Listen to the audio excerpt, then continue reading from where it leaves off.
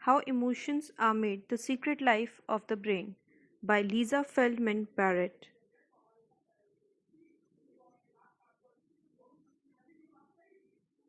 Introduction: The 2000-year-old assumption. On December 14, 2012, the deadliest school shooting in US history took place at Sandy Hook Elementary School in Newton, Connecticut. 26 people inside the school, including 20 children, were massacred by a lone gunman.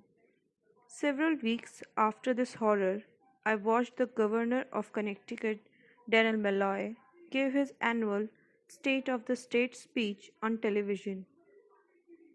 He spoke in a strong and animated voice for the first 3 minutes, thanking individuals for their service, and then he began to address the Newton tragedy. We have all walked a very long and very dark road together. What befell Newton is not something we thought possibly in any of Connecticut's beautiful towns or cities. And yet, in the midst of one of the worst days in our history, we also saw the best of our state: teachers and a therapist that sacrificed their lives protecting students. As the governor spoke the last two words, protecting students, his voice caught in his throat ever so slightly. If you were not paying close attention, you might have missed it. But that tiny waver devastated me. My stomach instantly knotted into a ball. My eyes flooded. The TV camera panned to the crowd where other people had started to sob too. As for Governor Malloy, he stopped speaking and was gazing downward. Emotions like Governor Malloy's and mine seem primal, hardwired into us, reflexively deployed, shared with all our fellow humans. When triggered, they seem to unleash themselves in each of us in basically the same way. My sadness was like Governor Malloy's sadness, was like the crowd's sadness. Humanity has understood sadness and other emotions in this way for over 2000 years. But at the same time, if humanity has learned anything from centuries of scientific discovery, it's that things aren't always what they appear to be. The time honored story of emotion goes something like this: we all have emotions built in from birth. They are distinct, recognizable phenomena inside us. When something happens in the world, whether it's a gunshot or a flirtatious glance, our emotions come on quickly and automatically, as if someone has flipped a switch. We broadcast emotions on our faces by way of smiles, frowns, scowls, and other characteristic expressions that anyone can easily recognize. Our voices reveal our emotions through laughter, shouts, and cries. Our body posture betray our feelings with every gesture and slouch. Modern science has an account that fits this story, which I call the classical view of emotion.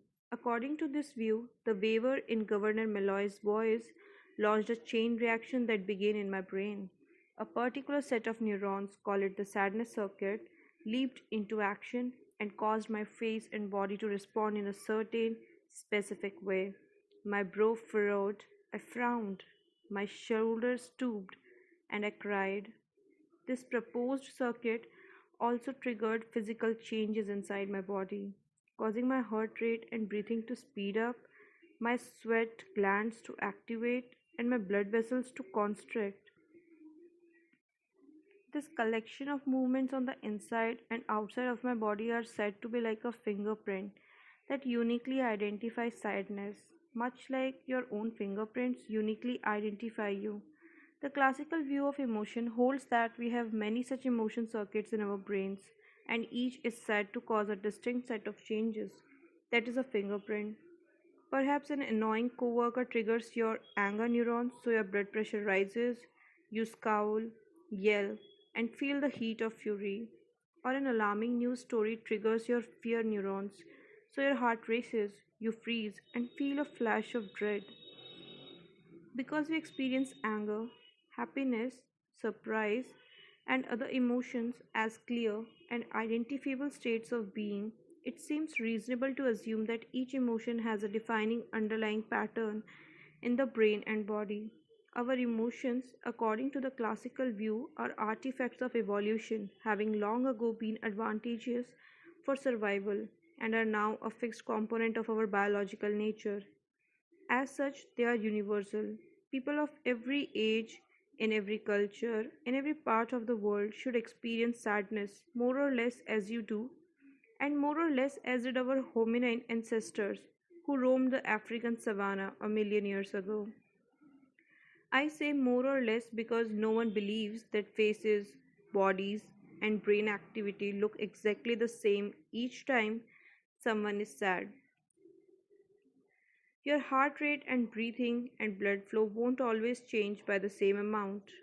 Your brow might furrow slightly less by chance or by custom. Emotions are thus thought to be a kind of brute reflex, very often at odds with our rationality. The primitive part of your brain wants you to tell your boss he's an idiot, but your deliberative side knows that doing so would get you fired, so you restrain yourself. This kind of internal battle between emotion and reason is one of the great narratives of Western civilization. It helps define you as human. Without rationality, you are merely an emotional beast. This view of emotions has been around for millennia in various forms. Plato believed a version of it, so did Hippocrates, Aristotle, the Buddha, Rene Descartes, Simon Freud, and Charles Darwin. Today, prominent thinkers such as Steven Pinker, Paul Ekman, and the Dalai Lama also offer up descriptions of emotions rooted in the classical view. The classical view is found in virtually every introductory college textbook on psychology and in most magazine and newspaper articles that discuss emotion. Preschools throughout America hang posters displaying the smiles, frowns, and pouts that are supposed to be the universal language of the face for recognizing emotions. Facebook even commissioned a set of emoticons inspired by Darwin's writings. The classical view is also entrenched in our culture. Television shows like Lie to Me and Daredevil are predicated on the assumption that your innermost feelings are exposed by your heart rate or facial movements. Sesame Street teaches children that emotions are distinct things inside us seeking expression in the face and body, as does the Pixar movie Inside Out. Companies like Affectivia and Realize offer to help business detect their customers' feelings through emotional analytics.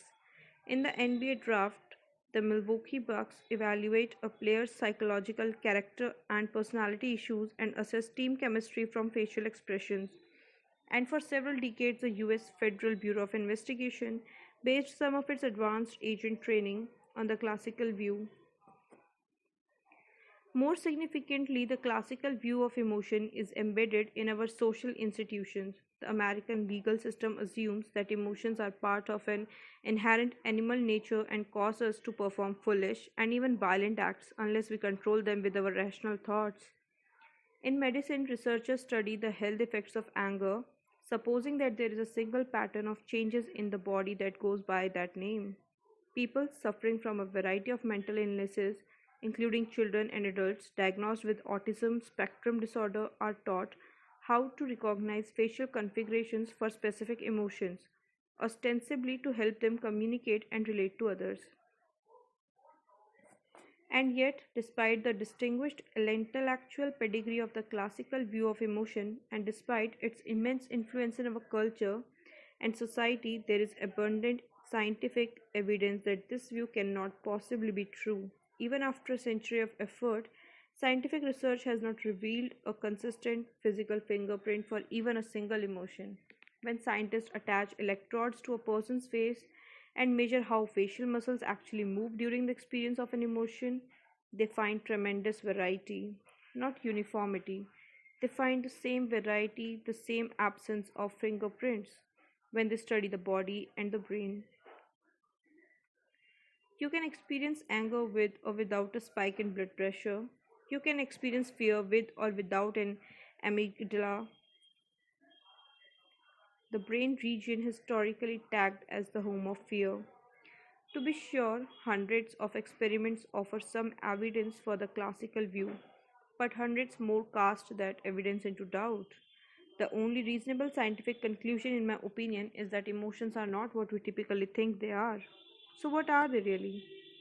When scientists set aside the classical view and just look at the data, a radically different explanation for emotion comes to light. In short, we find that your emotions are not built in, but made from more basic parts. They are not universal, but vary from culture to culture. They are not triggered, you create them.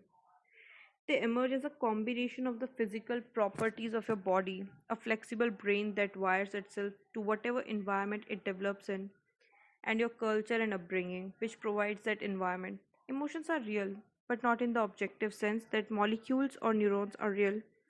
They are real in the same sense that money is real, that is hardly an illusion, but a product of human agreement. This view, which I call the theory of constructed emotion, offers a very different interpretation of the events during Governor Malloy's speech. When Malloy's voice caught in his throat, it did not trigger a brain circuit for sadness inside me, causing a distinctive set of bodily changes. Rather, I felt sadness in that moment because having been raised in a certain culture, I learned long ago that sadness is something that may occur when certain bodily feelings coincide with terrible loss. Using bits and pieces of past experience, such as my knowledge of shootings and my previous sadness about them, my brain rapidly predicted what my body should do to cope with such tragedy. Its predictions caused my thumping heart, my flushed face, and the knots in my stomach. They directed me to cry, an action that would calm my nervous system, and they made the resulting sensations meaningful as an instance of sadness. In this manner, my brain constructed my experience of emotion. My particular movements and sensations were not a fingerprint for sadness. With different predictions, my skin would cool rather than flush, and my stomach would remain unknotted. Yet my brain could still transform the resulting sensations into sadness. Not only that, but my original thumping heart, flushed face, knotted stomach, and tears would come meaningful as a distant emotion, such as anger or fear, instead of sadness, or in a very different situation, like a wedding celebration, those same sensations could become joy or gratitude. If this explanation doesn't make complete sense or even sounds counterintuitive so far, believe me, I'm right there with you. After Governor Malloy's speech, as I came back to myself, wiping my tears, I was reminded that no matter what I know about emotions as a scientist, I experience them much as the classical view conceives them. My sadness felt like an instantly recognizable wave of bodily changes and feelings that overwhelmed me as a reaction to tragedy and loss. If I were not a scientist using experiments to reveal that emotions are in fact made and not triggered, I too would trust my immediate experience. The classical view of emotion remains compelling despite the evidence against it. Precisely because it's intuitive, the classical view also provides reassuring answers to deep, fundamental questions like where do you come from? Evolutionary speaking, are you responsible for your actions when you get emotional? Do your experiences accurately reveal the world outside you? The theory of constructed emotion answers such questions differently. It's a different theory of human nature that helps you see yourself and others in a new and more scientifically justified light. The theory of constructed emotion might not fit the way you typically experience emotion, and in fact may well violate your deepest beliefs about how the mind works, where humans come from, and why we act and feel as we do. But the theory consistently predicts and explains the scientific evidence on emotion, including plenty of evidence that made the classical view struggles to make sense of. Why should you care which theory of emotion is correct? because belief in the classical view affects your life in ways you might not realize. Think about the last time you went through airport security, where taciturn agents of the Transportation Security Administration x rayed your shoes and evaluated your likelihood as a terrorist threat. Not long ago, a training program called SPOT, Screening Passengers by Observation Techniques, taught those TSA agents to detect deception and assess risk based on facial and bodily movements, on the theory that such movements reveal your innermost feelings. It didn't work, and the program cost taxpayers $900 million. We need to understand emotions scientifically so government agents won't detain us or overlook those who actually do pose a threat based on an incorrect view of emotion. Now imagine that you are in a doctor's office complaining of chest pressure and shortness of breath, which may be heart attack symptoms. If you are a woman, you are more likely to be diagnosed with anxiety and sent home, whereas if you are a man, you are more likely to be diagnosed with heart disease and receive life saving preventive treatment. As a result, women over age 65 die more frequently of heart attacks than men do. The perceptions of doctor, nurses, and the female patients themselves are shaped by classical view beliefs that they can detect emotions like anxiety and that women are inherently more emotional than men, with fatal consequences. Belief in the classical view can even start wars. The Gulf War in Iraq was launched in part because Saddam Hussein's half brother thought he could read the emotions of the American negotiators and informed Saddam that the United States wasn't serious about attacking. The subsequent war claimed the lives of 175,000 Iraqis and hundreds of coalition forces. We are, I believe, in the midst of a revolution in our understanding of emotion, the mind, and the brain, a revolution that may compel us to radically rethink such central tenets of our society as our treatments for mental and physical illness, our understanding of personal relationships, our approaches to raising children, and ultimately our view of ourselves. Other scientific disciplines have seen revolutions of this kind, each one a momentous shift away from centuries of common sense. Physics moved from Isaac Newton's intuitive ideas about time and space to Albert Einstein's more relative ideas, and eventually to quantum mechanics. In biology, scientists carved up the natural world into fixed species, each having an ideal form, until Charles Darwin introduced the concept of natural selection. Scientific revolutions tend to emerge not from a sudden discovery, but by asking better questions. How are emotions made if they are not simply triggered reactions? Why do they vary so much?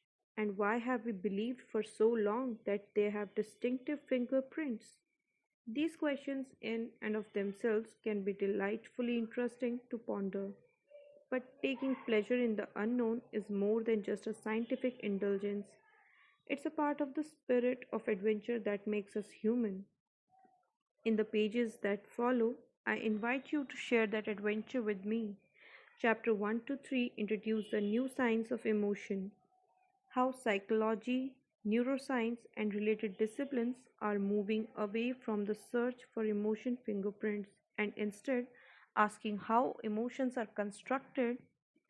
Chapter 4 to 7 explain how exactly emotions are made, and chapter 8 to 12 explore the practical, real world implication of this new theory of emotions on our approaches to health, emotional intelligence, child rearing, personal relationships, system of law, and even human nature itself. To close the book, chapter 13 reveals how the science of emotion illuminates the age old mystery of how a human brain creates a human mind.